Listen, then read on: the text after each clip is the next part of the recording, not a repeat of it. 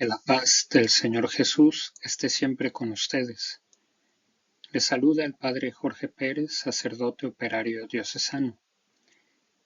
El Evangelio de este domingo, 24 del tiempo ordinario, corresponde al evangelista San Mateo en el capítulo 18, los versículos del 21 al 35. Justamente los versículos que continúan el Evangelio que escuchamos la semana pasada, cuando el Señor Jesús explicaba el modo de proceder en la corrección fraterna. Ahora escuchemos atentamente la lectura del Santo Evangelio según San Mateo. En aquel tiempo, Pedro se acercó a Jesús y le preguntó: Si mi hermano me ofende, ¿cuántas veces tengo que perdonarlo? ¿Hasta 7 veces?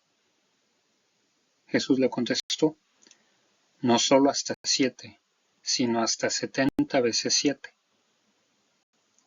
Entonces Jesús les dijo: El reino de los cielos es semejante a un rey que quiso ajustar cuentas con sus servidores. El primero que le presentaron le debía muchos millones. Como no tenía con qué pagar, el Señor mandó que lo vendieran a él, a su mujer, a sus hijos y todas sus posesiones, para saldar la deuda.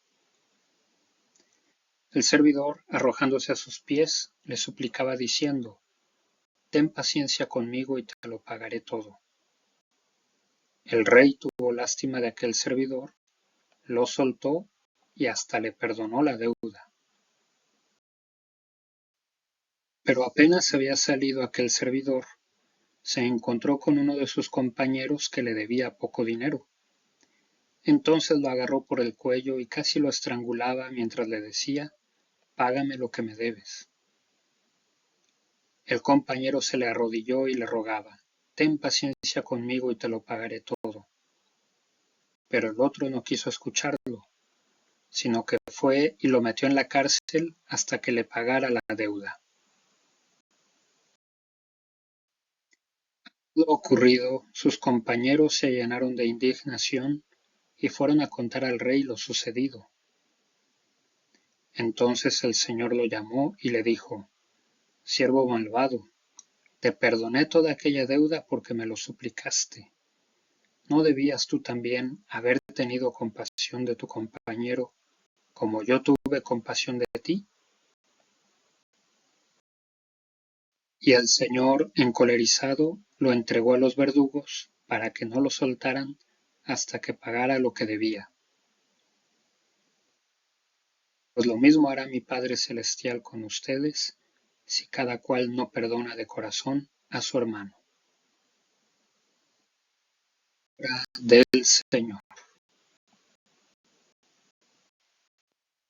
Pedro comienza preguntando a Jesús cuántas veces debe perdonar.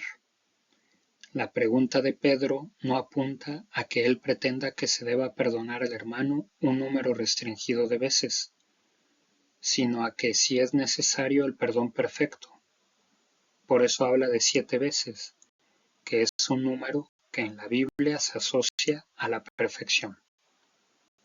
Sin embargo, con la respuesta del Señor a Pedro, 70 veces 7, le quiere enseñar que está llamado a un perdón perfectísimo, ilimitado, infinito, reiterado innumerables veces. De este modo, Jesús establece el perdón ilimitado como norma de vida que debe regir en las relaciones fraternas de la comunidad eclesial. Ese es el camino perfecto, el mejor, una meta a la que se debe aspirar y que debe haber esfuerzos en avanzar en esa dirección. Sin embargo, no hay que olvidar que el perdón es un proceso de maduración personal y crecimiento en la fe que lleva tiempo y en el que no se da un crecimiento lineal, sino que tiene sus altas y bajas.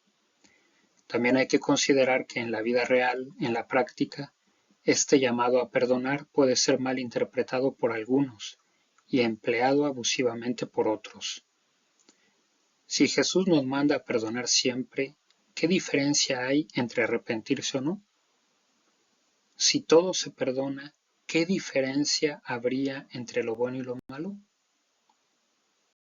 ¿Acaso el llamado a siempre perdonar significa que no se puede discernir entre el bien y el mal, de manera que se vuelva irrelevante la abismal diferencia entre ellos? Evidentemente, la enseñanza del Evangelio no va en ese sentido. Apunta más bien a que dentro de la Iglesia, entendida como la comunidad de discípulos, se distinga entre el bien y el mal, pero teniendo siempre presente la norma de Jesús acerca del perdón.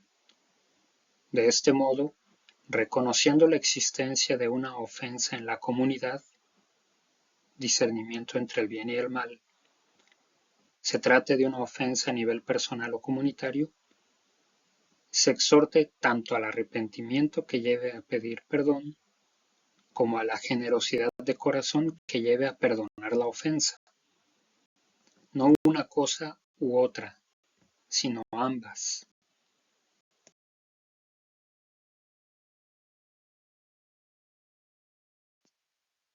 Las ofensas hechas a Dios son infinitamente grandes y graves, y sin embargo, Él nos perdona esas ofensas cuando le pedimos clemencia.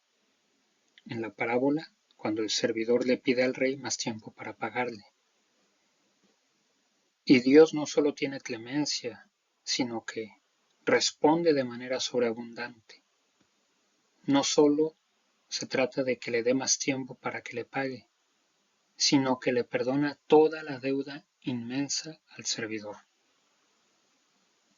Pero espera que nosotros hagamos lo mismo con aquellos que tienen deudas con nosotros, es decir, con aquellas personas que nos han ofendido o nos han hecho daño, porque aunque nosotros consideremos esas ofensas como las más grandes que pueden existir, lo que Dios nos perdona por su misericordia siempre es infinitamente mayor.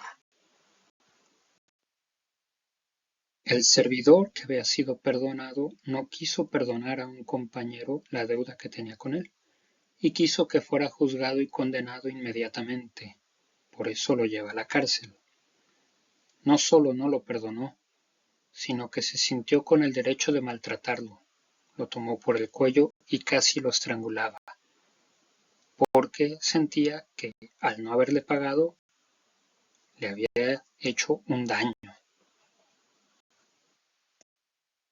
El rey, informado por quienes habían presenciado lo acontecido, manda traer al servidor nuevamente y ya ni siquiera lo deja hablar, sino que lo condena de acuerdo con la deuda que tenía, a pesar de que se la había perdonado anteriormente. A algunos les parecerá injusto este proceder, pero no lo es. La misericordia no es un derecho, sino un don, y habiendo despreciado el gesto compasivo del rey, el servidor no la puede recibir más. ¿Por qué se puede decir que el servidor malvado despreció la misericordia del rey? Porque si realmente la hubiera valorado, habría hecho lo mismo con su compañero y le habría perdonado la deuda a aquel. Habiendo despreciado su compasión, el servidor malvado ahora tendrá que enfrentar la justicia del rey. Se puede concluir que el perdón de las ofensas entre los hermanos no es algo accesorio, y que la falta de amor fraterno no es algo menor, sino que afecta al corazón mismo de nuestra relación con Dios. El amor que manifiesto a los hermanos es la verdadera prueba de mi amor a Dios, y el perdón que brindo a los hermanos es la prueba definitiva de que yo también he hecho la experiencia de ser un pecador perdonado. Reconociendo mi pecado delante de Dios, he pedido su misericordia y Él me la ha otorgado. En términos prácticos, estamos llamados a perdonar en toda circunstancia, pero ese perdón no será recibido realmente por quien nos ha ofendido a menos que reconozca su pecado. A veces, al malentender esto, las personas dicen con mucha molestia: así que, además de que me lastimó, ¿debo beneficiarlo con el perdón? El perdón brindado no es recibido sin un auténtico arrepentimiento, y no le será tomado en cuenta al ofensor en tanto no pida perdón de corazón. No se trata de perdonar hasta que nos lo pidan, sino que debemos adelantarnos a hacerlo. No se trata de decírselo a la otra persona, exponiéndonos a la burla. Algunos dicen: yo no tengo nada de qué pedirte perdón, así que no me importa ni lo quiero. Se trata de que en nuestro interior renunciemos al rencor y dejemos que la unción del Espíritu Santo sane nuestras heridas. Ese perdón brindado anticipadamente nos libera y acelera el proceso de sanación interior. A veces sucede que el ofensor pide perdón de corazón, realmente está arrepentido, y resulta que es tratado con dureza por la persona lastimada. Algunos dicen: yo perdono, pero no olvido. Y a la menor oportunidad están echando en cara lo sucedido una y otra vez. Aunque el perdón y la sanación de la herida recibida lleva un proceso que puede ser más lento o más rápido, quien ha resultado lastimado debe evitar estar echando en cara lo sucedido, porque entonces realmente no hay propósito de perdonar. Y estar recordando y trayendo a discusión en cada oportunidad lo sucedido impide que se llegue a sanar las heridas causadas por las ofensas recibidas. Es como una herida que quiere sanar y a cada rato volvemos a abrirla. Por otra parte, el que ha causado el daño debe evitar impacientarse con la lentitud del proceso de la persona lastimada. En ocasiones se escucha decir: ya le pedí perdón, ¿qué más puedo hacer? Siempre me echa en cara lo sucedido y ya no aguanto más. Si hemos lastimado gravemente a alguien, debemos soportar esas reacciones con espíritu de penitencia, reconociendo que nosotros causamos esa herida, y en lugar de desesperarnos, tener paciencia y seguir esforzándonos en reparar el daño. O vamos a pedir que nos levanten un monumento por pedir perdón y que todo el daño causado, por ejemplo, digamos, por una infidelidad, desaparezca simplemente por pronunciar la petición de perdón. No sucederá así. Por lo tanto, debemos tener paciencia en los procesos de perdón de las personas lastimadas. Cuando Dios nos perdona, lo hace de manera perfecta, pero eso no anula su justicia. Hay algo que debe ser reparado. Pero ante nuestra imposibilidad de reparar nuestras ofensas a Dios, Él ha enviado a su Hijo para que toda justicia fuera reparada por el único sacrificio de Cristo Jesús en la cruz. El perdón divino no anula la justicia divina, pero la justicia ha sido cumplida por nuestro Salvador Jesucristo. Sin embargo, en las relaciones fraternas cotidianas no alcanzamos esa plenitud del perdón y de la reparación.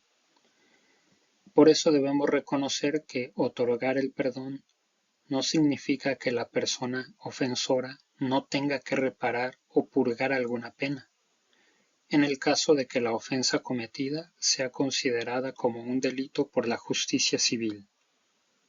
Se debe perdonar, pero eso no libra a la persona ofensora de las consecuencias civiles de sus actos. Más aún, quien realmente esté consciente del daño que ha hecho y esté verdaderamente arrepentido, aceptará y enfrentará las consecuencias derivadas de ello con un espíritu de penitencia y reparación. Sin embargo, puede suceder que en un acto generoso el ofendido perdone y detenga incluso las acciones legales contra el ofensor. Pero eso no es una obligación, sino un acto de gran misericordia que el ofendido debe decidir libremente. Después de repasar algunos aspectos prácticos del perdón de las ofensas, repito lo concluido anteriormente. El perdón de las ofensas entre los hermanos no es algo accesorio, y la falta de amor fraterno no es algo menor, sino que afecta al corazón mismo de nuestra relación con Dios. El amor que manifiesto a los hermanos es la verdadera prueba de mi amor a Dios. Y el perdón que brindo a los hermanos es la prueba definitiva de que yo también he hecho la experiencia de ser un pecador perdonado. Reconociendo mi pecado delante de Dios, he pedido su misericordia y Él me la ha otorgado. Antes de terminar, consagrémonos a la Santísima Virgen María. Oh Señora mía, oh Madre mía, yo me ofrezco enteramente a ti, y en prueba de mi filial afecto, te consagro en este día mis ojos, mis oídos, mi lengua, mi corazón, en una palabra todo mi ser, ya que soy todo tuyo. Oh Madre de bondad, guárdame y defiéndeme como hijo y posesión tuya. Amén. Recurramos también a la intercesión de San Miguel Arcángel. San Miguel Arcángel, defiéndenos en la batalla. Sé nuestro amparo contra las perversidades y acechanzas del demonio. Reprímale Dios, pedimos suplicantes. Y tú, príncipe de la milicia celestial, arroja al infierno con el divino poder a Satanás y a los otros espíritus malignos que andan dispersos por el mundo para la perdición de las almas. Amén. El Señor esté con ustedes. Y la bendición de Dios Todopoderoso, Padre, Hijo y Espíritu Santo, descienda sobre ustedes, sobre su familia y trabajos, y permanezca para siempre. Que la alegría del Señor sea nuestra fuerza.